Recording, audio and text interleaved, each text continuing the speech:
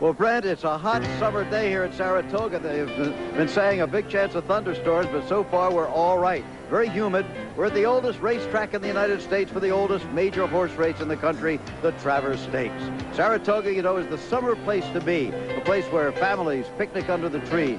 This is Travers Day, of course, and some 50,000, actually 48,000, the third largest crowd in Travers history, have gathered for the last great race before the leaves begin to turn in upper New York State. There's the canoe in the infield. Traditionally, that is painted in the colors of last year's winner. Those are the colors of Ogden Mills Phipps, the owner of Rhythm, who won the race last year. Of course, they'll be changed right after today's contest. Well, I'm Jim McKay reporting from Saratoga, and this is the climax of a fairy tale spring and summer among the 3-year-old thoroughbreds. Fly So Free was the Kentucky Derby favorite. He came complete with a theme song provided by his music publisher owner, Tommy Valando. Remember, fairy tales can come true. It can happen to you if you're young at heart. Well, the Derby fairy tale came true, but for another colt with an appropriate name, Strike the Gold. He gave way to the horse with the fairy tale name, Hansel, in the Preakness and the Belmont. But since then, the plot has thickened.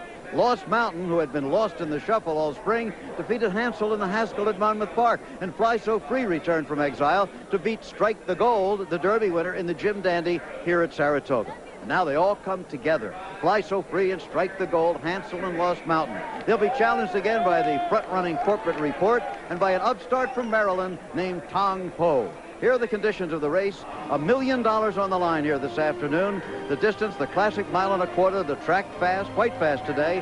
Temperature 86 degrees. It feels hotter with the humidity. And the odds in this short 6-horse field, Tong Po, the long shot, at 16-1. Hansel, winner of the Preakness and the Belmont, at 2-1. Fly So Free, the 2-year-old champion last year, 4-1. Corporate Report, 7-1. He'll be out in front at the early going. Strike the Gold is the favorite at 8-5, the Kentucky Derby winner and a favorite in New York. And Lost Mountain at 5-1. Charles E. Canty joins us now. And Charles E., I think a look at the odds tells us just how competitive this race is. Well, you know, Jim, this field for the Travers really kind of reflects the whole 3-year-old division. Evenly matched, competitive, and not a clear-cut favorite in the group. How good are they? Well, Best Pal, who was beaten in the Derby and the Preakness, dominated older horses in last week's Pacific Classic. So the key to divisional honors this year is beginning to look more like consistency than brilliance. And it's never more important to do well today for Hansel, who's clinging to a slight edge in the division. He was great in the Preakness and the Belmont, and he was terrible in the Derby and the Haskell. If he's Superman today and not Clark Kent, then his best race is better than their best race. And here is Strike the Gold, trying to become the first Kentucky Derby winner in 49 years to win the Travers. As you see, he's in different colored silks from what we've seen before, a new stable name, and a new jockey. Angel Cordero Jr. has replaced Chris Antley for today's race. Trainer Nick Zito took Antley off the horse after he was beaten here in the Jim Dandy Stakes by Fly So Free. Zito said Antley didn't follow instructions, and then he said this. The only thing I do know is the horse wasn't ridden the way I wanted the horse to be ridden.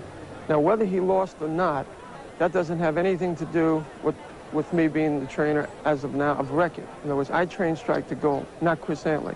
If I want the horse ridden a certain way and he loses, that's fine. We put the time and effort, my men and myself, in this horse. And if he gets beat, let him get beat on our instructions, okay?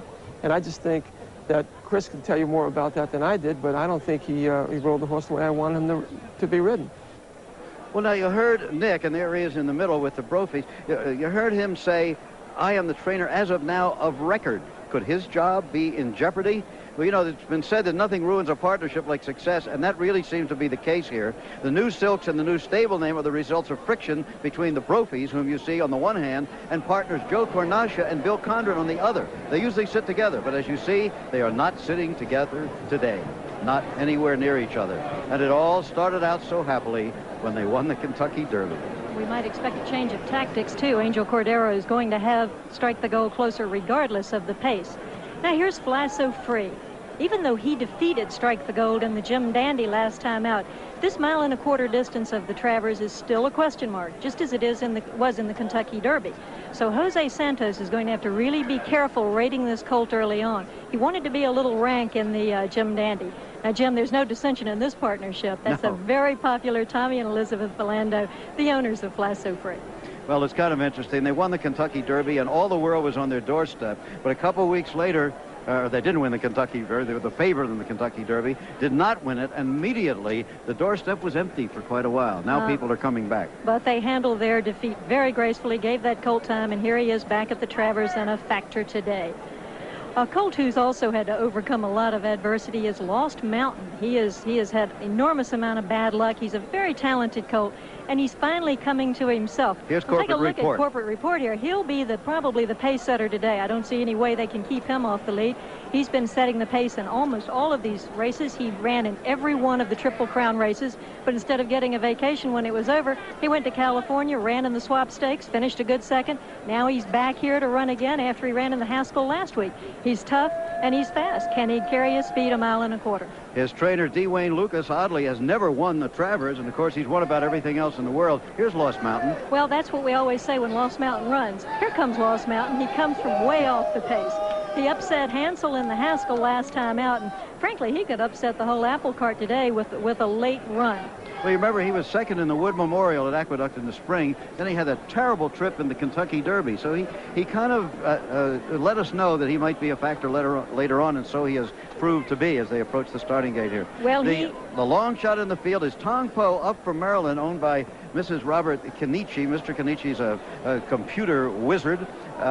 Tong Po is by private account. He's only run 5 times in his life, and his one credential really is winning the Federico Tazio Stakes in Maryland. Well, he bucked his shins after that race, and he was given a vacation. That was on March 17th. They trained him up to the Jim Dandy 3 weeks ago here. He was beaten 10 lengths with Angel Cordero aboard. Angel, of course, took off to go to Strike the Goal. If you want a fairy tale story, here's Chris Antley aboard Tong Po. If he upsets this, that'll be a fairy tale.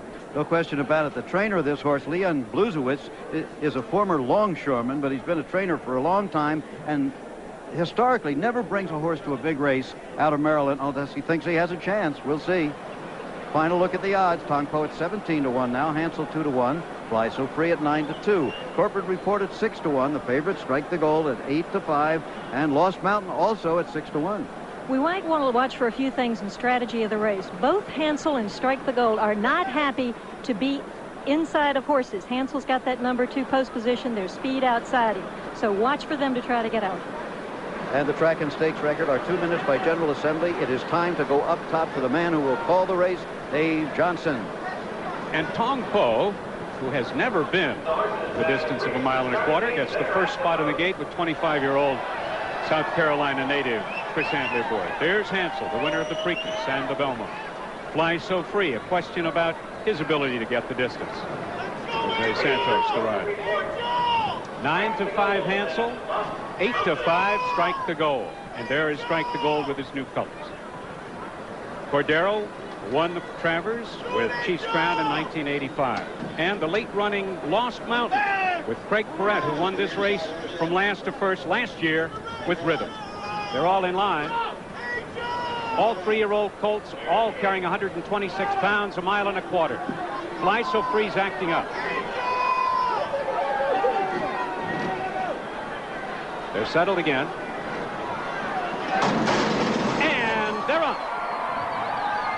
Corporate Report gets the early lead. Hansel toward the inside is second, and Fly So Free right off the flank of Hansel. As they pass the stands for the first time, it's Corporate Report leading it by 1.25 lengths.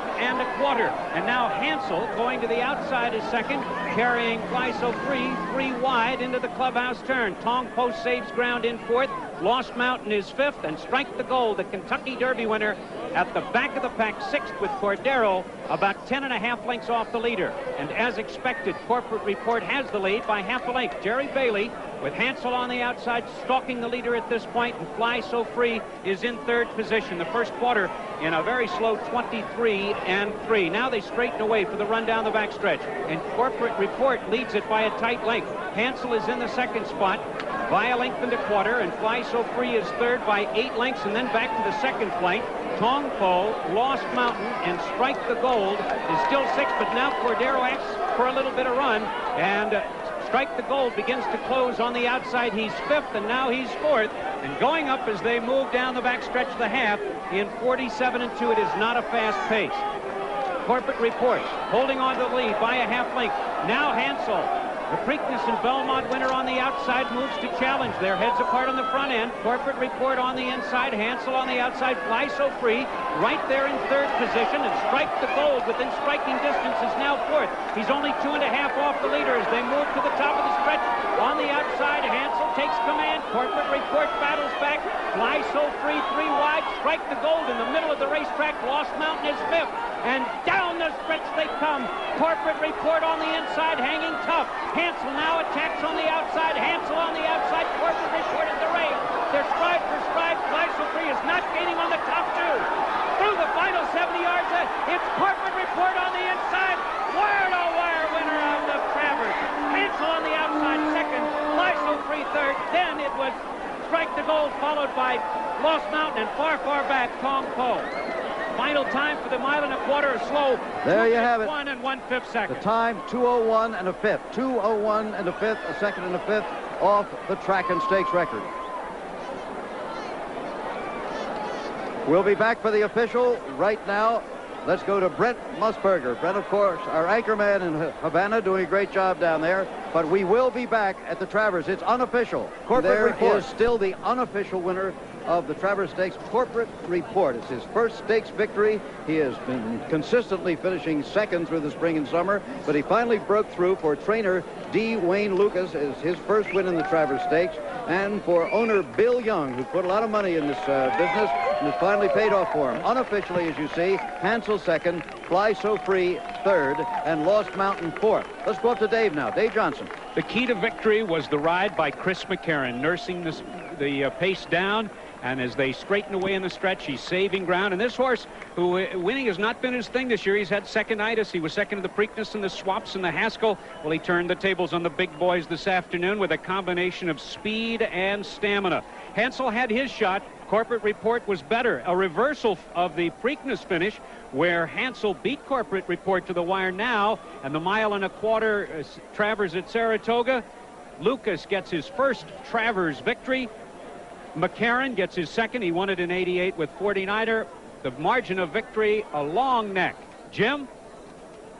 Okay, Dave, there's a look at the photo finish. It is still unofficial, but there is no word of an objection or anything like that. I'm standing with Jeff Lucas, the assistant trainer of Corporate Report, but a man who plays a tremendous role in all of the stakes victories of the stable of his dad, D. Wayne Lucas. Congratulations, Jeff. First Travers win for the stable. Thank you, Jim. It's a great moment. We certainly, everybody in the organization, we need to include my father, who's at Del Mar this afternoon, and I'm sure watching. I wish he was here. It's a great moment, and the horse just ran super. He responded well. Let's bring in Chris McCarron. Chris, come on in. Maybe we can take a look at that stretch run. Boy, did you two hang tough, you and that horse. Yeah, this colt's awful genuine, Jim, and he's just been unfortunate not to have won a big race yet. He certainly found the right day to reach down and find some more. He's fighting hard right now, and he just shows you what kind of class he's got. You know, he's been running against the best horse in the country all year, and he deserves a win like this. Got a pretty good rider on him today, I think. You've been in 3 Travers. You've won 2 of them now. You won with 49er and again today, right? Pretty good record. Well, thank you very much, Jim. Okay, Chris McCarron, the winning rider. Jeff Lucas, and we're still standing by for the official. Do you have any idea what might be the problem? Seems like a long time for an official with no objection. Well, certainly we're in the clear all the way. They have to wait for Jerry Bailey to weigh back in. What? I believe they have to wait for Jerry Bailey to weigh back in. Where is he? Jerry hasn't returned yet. Unfortunately, I think he had to get off Hansel on the backside. Oh, he did. Any a problem with the horse? I didn't really notice, but I did see Jerry dismounting. You did. It could be a bad sign for them. So, Jeff, the Lucas story goes on. Excuse me 1 minute. I think Charlesy has an interview for us right now. Charlesy? All right, we have a first-hand report here from Jerry Bailey. What happened? Well, it was nothing apparent in the race. I was going to Corporate Report at the 8th pole, and it's questionable whether I got in front, but I was heads up for the lead, maybe a nose in front. I thought he was going to go on by him. And he wasn't getting too tremendously tired like I thought he might. And about the time he was going to go by him, he gave up the bridle and quit trying. I was kind of wondering why. When I pulled up, he started favoring his right front foreleg, and he's in a little bit of distress. So I don't really know what exactly happened, but he hurt himself to some degree. Because he apparently had everything kind of going his own way, and you knew there had to be a reason. First thought would be bleeding, but he came back bad. Yeah, I couldn't have been more pleased at the 8th pole. I thought he was going to win, and for some reason, which now I know, he gave it up a little bit. At least we have something to pin it on this time, Jerry. Sorry for the disappointment.